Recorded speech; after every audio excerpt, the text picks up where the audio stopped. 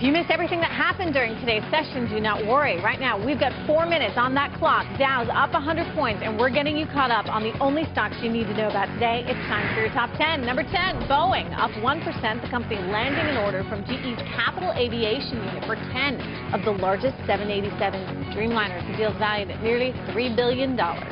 And Carrizo up 7%, the oil and natural gas producer jumping the most in 7 weeks after raising 2013 production targets. The company has more than tripled its output in the past 5 years. Guys like this one because they pay for their drilling budget out of cash flow, not debt.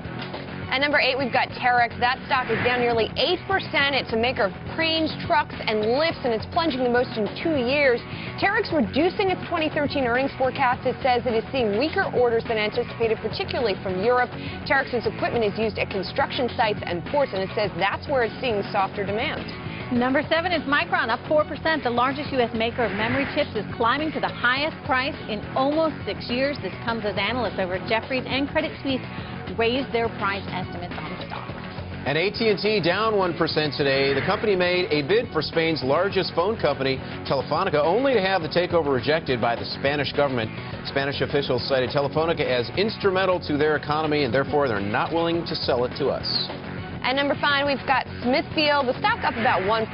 It's the world's largest hog and pork producer and agreed to a $4.7 billion acquisition by a Chinese company. But now there's an activist investor, Starboard Value, that's urging the company to consider splitting itself up instead. I'm taking a look here, guys. You know, it is this big pork processor, but it also makes prepared products. So that's one of the discussions here. You know, do you split off the prepared products? Well, maybe prepared products are actually very valuable. Exactly. I mean, because they're not just a commodity. You can build in a higher price for anything that's pre-made. Well, and by that line of reasoning, you can understand why the investor would say, hey, wait a minute, split this thing into two. You get a premium price for that. Some of the parts is greater than the whole. Curious take. We'll wonder if this, I wonder to see if this takes on any momentum, because there's some political implications too, of course, with China being the buyer of this one. So we'll watch it pretty carefully. Anyway, stock, take a look at that 1-year chart of 72% there, Smithfield Foods. There's money in hogs. Number 4 is Merck. It's down slightly. A ruling out of the Supreme Court today will allow drug makers to be sued for paying rivals to delay low-cost versions of popular medicines. The ruling may lead to lawsuits by wholesalers and antitrust enforcers.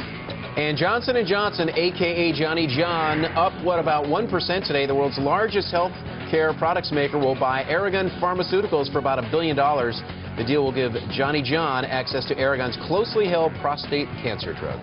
Johnny John. At number 2, you're on a roll today, Adam. Number 2 is Lockheed Martin. More news coming out of the Paris Air Show here, pushing that stock up about 1%.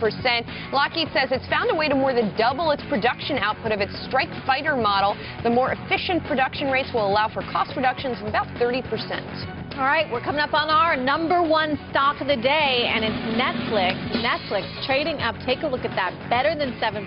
The biggest online subscription video service, up the most in almost 2 months after agreeing to buy shows from DreamWorks. Now, this deal helps Netflix with its push into children's programming, very profitable area for them. So Netflix clearly benefiting, investors liking the idea of this. As we come up on the close here, you can see it's been kind of a rocky session. Looks like we're going to see a move better than 100 points there on the Dow.